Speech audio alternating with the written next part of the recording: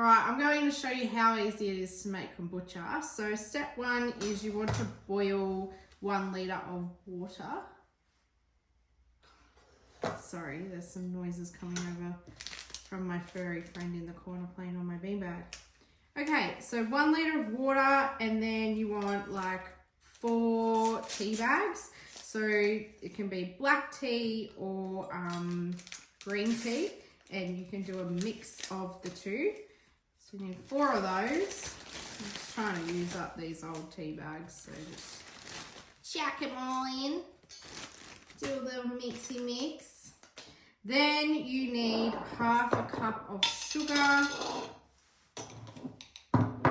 What are you doing over there, man? Exploring. You know what? I'm just gonna tip it. Tip it in. There we go. Whoa! Damn! It's like a landslide. Right. Tip that in there. And then you want your whole litre of water in there. And you're going to let this brew for a couple hours until it becomes room temperature. And that's just step 1. That's so easy. Mix that sugar in. It's like a huge cup of tea. Ha! How about that? So stir that in.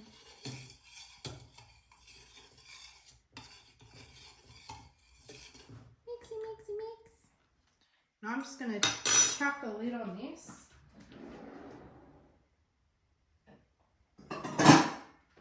I never know what size lid goes to what pot. Ah, there we go, we got it. All right, so that's step 1. So we're gonna just put this to the side. I normally just chuck it on the stove. And you're just gonna let that sit until it becomes room temperature. So a few hours. So later on, I'll film the second part of this. So I've left this overnight. I actually shouldn't have said the word couple hours because couple means 2. This definitely took longer than 2 hours to get to room temp. So I was about to go to bed and it was still a little bit warm, so I just left it overnight. So what we do now is we remove the tea bags. All right, and then you need your scoby. So if you don't have a scoby, you actually can't brew kombucha. The scoby is like a, I don't know, it's like a living thing. It's like a, I don't actually know what it is. I'm not sure. But anyway, in here is a scoby. A lot of people go, yuck. So the scoby is what ferments the kombucha. So this has been in the fridge. So while it is cold, it is dormant, which essentially means it's been asleep or on pause. So she, because she's a mama, she'll grow a baby. She's been asleep. So we're now going to wake her up for the next 10 days, 7 to 10 days. So what you need is a scoby. It doesn't matter if it's a freshie or one that's established, and you need some liquid from the previous batch. Okay, and you're just going to get your sugar and tea brew, and let's see how skilled I am. Oh, look at that, tip it in. This jar is 1 litre, and I bought it from the reject shop. Right, there we go. Probably not going to fill it more than that. So your scoby will grow to the size of your jar. So what you need is some natural cloth. People say you can use paper towel or like those blue cleaning cloths, but they have like tiny filaments on it, and you don't want that in your kombucha. So stick with natural cloth, I say. Right, and you're just gonna skewer that on so the scoby can breathe. So it's going to ferment. So it's going to use that sugar and the tea to make lots of good bacteria and probiotics for your gut. So we now put this in the cupboard in a dark place for 7 to 10 days. And over that time, the mama is going to grow a baby. Okay, so there'll be a new scoby that you can, well, it might already be disattached, but you might be able to disattach it, and then you can then grow that scoby and make more kombucha, give it to a friend, chuck it in the bin, whatever. And yeah, so we want to put this in a cupboard that doesn't have any smells or scents in it, because I've made that mistake before and it has actually like made the brew taste yuck. So you want to put it in a cupboard that's all good, no like sweet smells, no salty smells, no smells. Okay, so it's just gonna go in a cupboard for the next 10 days. And then I will show you step 3. It's now been 7 to 10 days. So we're gonna pull the scoby fermenting out of the cupboard and bottle it up. So I've had mine living in here.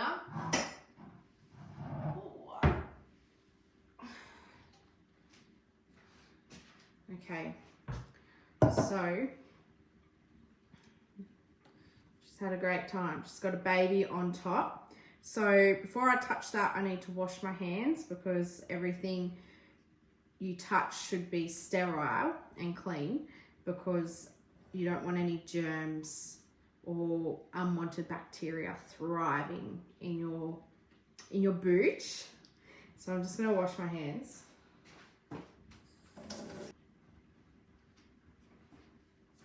When I wash my hands, in terms of when I'm doing my kombucha, I don't dry them on towels, because I just, like, there's germs on towels and there's little fibers. So I just keep them wet until they dry. Okay. So this is the bottle that I put my brew in. I'm just gonna get out a funnel. Okay, I need to put the baby in something. So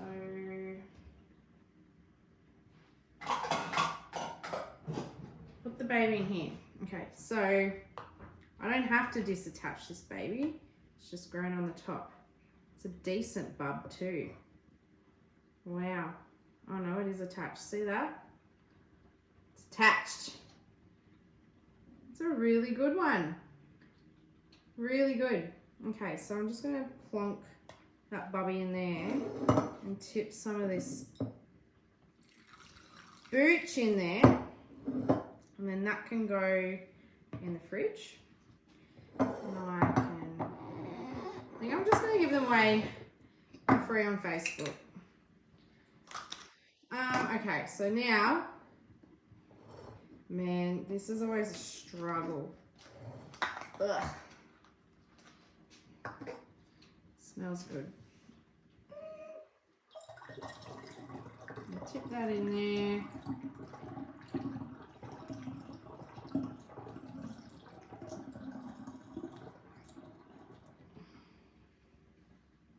Right, I'm going to leave it about that much. Okay, so that's done.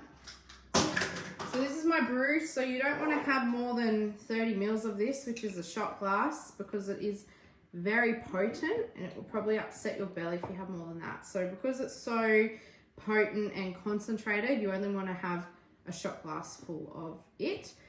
I've been making like a mocktail lately, just putting it with cranberry juice, coconut water, and a little bit of mineral water.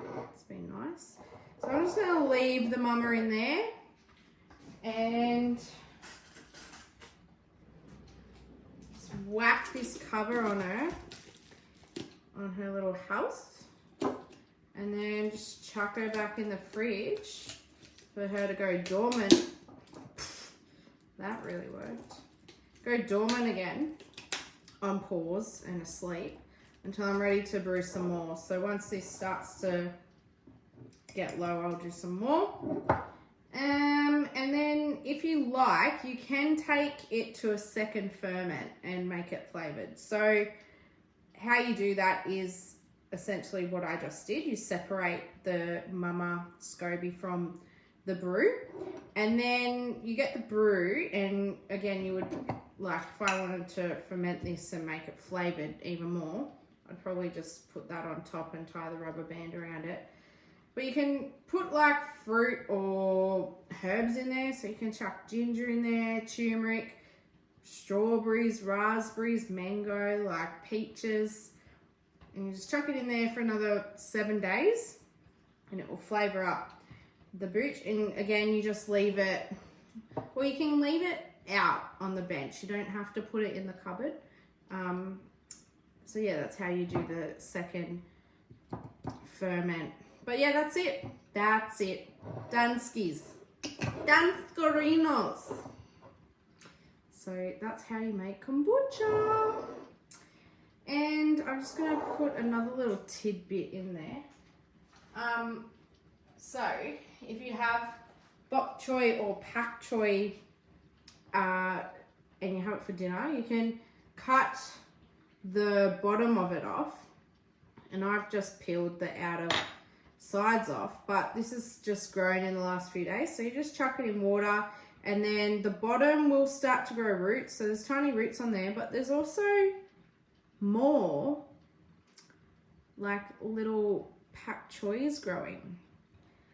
So that's exciting. So tonight with my dinner, again, like these are fresh. I've just pulled them off, so I've just chucked them in water. So you just change the water every 2 to 3 days until the roots grow on the bottom, and then you put it in soil. And yeah, it's that easy to grow. Or carrot tops. So literally just this. You just put that in the water and it will start to grow out the top, shoot out the top, and then you plant it in the soil and should be able to grow little mini carrots. They don't grow to the size of store-bought ones, because obviously the store-bought ones aren't 100% natural.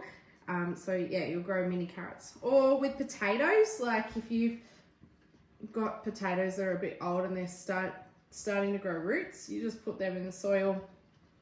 It takes a few months, but you can grow potatoes. What else have I done?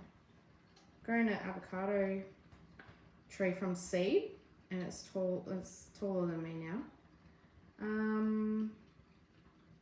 Yeah, so they're little tidbits. Onion. How do you do onion? Yeah, you just keep the bottom of the onion that has like sort of like that on it, and you put that in water, and you got to change that water like daily because it gets stinky and gross really easily, and that will grow roots, and then you can chuck that in soil and grow onion. I grew 3 onions, and then the shallots grow at the top, so you know, we can be resourceful.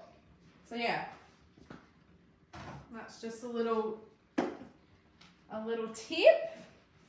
I'm not growing the carrots because you buy a whole bag for $1.90. Like, that's good value for money at the moment. Anyway, I'll stop rambling on.